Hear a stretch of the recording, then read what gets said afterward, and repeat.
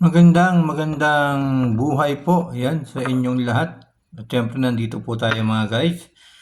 Nandito po tayo ngayon, ako sa inyong harapan upang bigyan kayo ng kaunting advice. Yan, kaunting advice po para sa inyong mga kalusugan.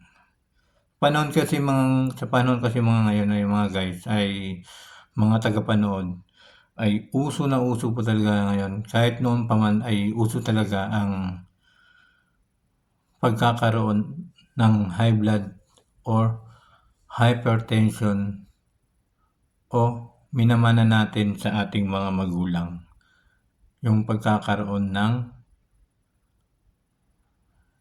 hypertension o pagtaas ng ating mga dugo. Diba?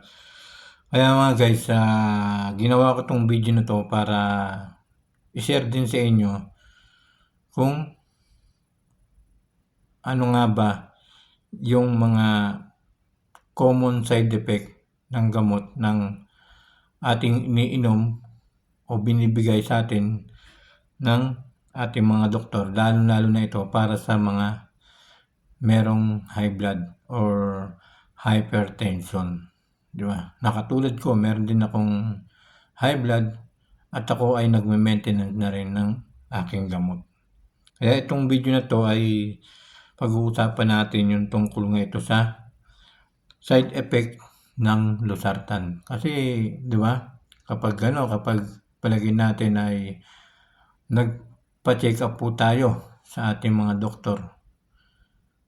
Pero depende po sa doktor kung ano yung ibibigay sa atin ng gamot. Kasi bago tayo bigyan ng gamot o bago tayo uminom ng gamot ay kailangan magpa-check up muna tayo sa ating mga doktor. Yan, lalo na sa mga first time na nagpapa-check up. Tapos hindi alam kung ano yung side effect ng gamot na to ng ating bibigkasin na tulad ng losartan. Diba? Kaya kailangan papa-check up muna tayo sa mga doktor kapag nakakaramdam tayo ng pagtaas ng blood natin ng hypertension o high blood. Diba? Kaya kailangan bago tayong uminom ng gamot ay magpapa-check up muna tayo. Kasi yung mga gamot kasi ay yung gamot sa high blood ay maraming klase yan. Depende yan sa pagtaas ng iyong blood pressure. Kung 100 to 100 or 200 to 100 ay maaari po kayo niyang bigyan ng losartan 100 mg or amlodipine 10 mg. Dalawa po yan na iano sa inyo. Kadalasan na binibigay ng doktor kapag sa mga ganyang blood pressure nyo ay ganun nga, ay minsan ang bibigay nyo din losartan 100 mg. Losartan 100 mg, mataas na din yun. Kasi 100 mg siya. Kaya sa losartan ay kapag makakaranas po kayo mga guys ng pagkahilo, feeling nyo nahihilo kayo, ay yun po yung yun po ay common side effect ng losartan. Kaya wag po tayong matitense o ma-i-stress o iisipin natin yung ganun, nahihilo ka, di ba? Huwag natin iisipin yung ganun. Lalo tayong magkakaroon ng lalong tataas yung inyong siguro yung inyong high blood. Kasi pag na-stress ka talagang maaari kang tumaas ang iyong high blood or napapagod ka. Kung ang inyong ginagamit ay losartan, yan ang magiging pill nyo, yung DC, parang nahihilo kayo. Side effect po yan ng losartan.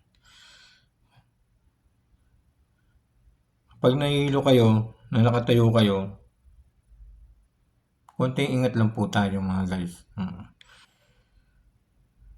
Or kumuha ka ng upuan, o umupo ka ng dahan-dahan, diba? Para ma-feel mo na hindi ka na ano, para kasi hindi naman araw-araw ay makakaramdam ka ng nahihilo ka, 'di ba? Kasi dala nga lang 'yan ng ano, common side effect ng losartan. Siyempre maramdaman mo rin sumasakit ang ulo mo, 'di ba? And drink, oo. Feeling sick, feeling sick ka, being sick, 'di ba? Pain your joint, sumasakit ang inyong mga muscle, 'yan. Ramdam niyo sumasakit ang inyong mga muscle, 'di ba? Kaya kailangan ay huwag tayong mataranta o ma-stress, 'yan, 'di ba? Kasi yung losartan, side effects niyan ay common side effect niyan ay mga feeling dizzy ka, 'di ba? Feeling nahihilo ka. 'Yan ang kadalasan na nararamdaman ng 'pag umiinom ng losartan, lalo na yung matataas na losartan, 100 mg, 'yan. Kaya dobling ingat po tayo mga guys, lalong-lalo na ngayon mga guys, 'tong panahon na 'to ay natapos na yung init, natapos na yung lamig, 'di ba, yung Pasko, taglamig, ay mag-iinit na naman, papanahon na naman ng init. Kaya kailangan sa mga may sakit na mga hypertension, high blood, doubling ingat po tayo mga guys. Wag po tayong magpakampante kasi napakahalaga.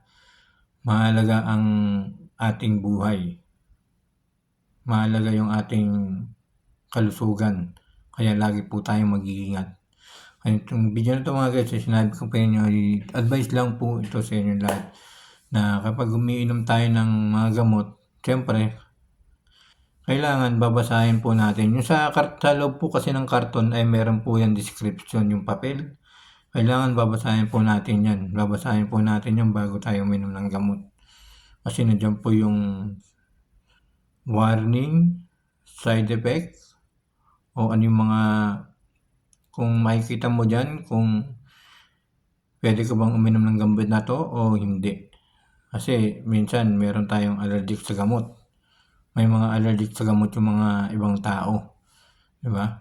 Lalo na baka meron kang allergic sa gamot tapos yung iniinom mo palang gamot ay nakakapag-allergic sa'yo, kailangan magpa-tingin tayo ulit sa ating doktor. Yan, maraming salamat po sa inyo lahat. Sana po ay nagustuhan niyo po itong video natin na magkakaroon ng pagbigay ng advice sa inyo.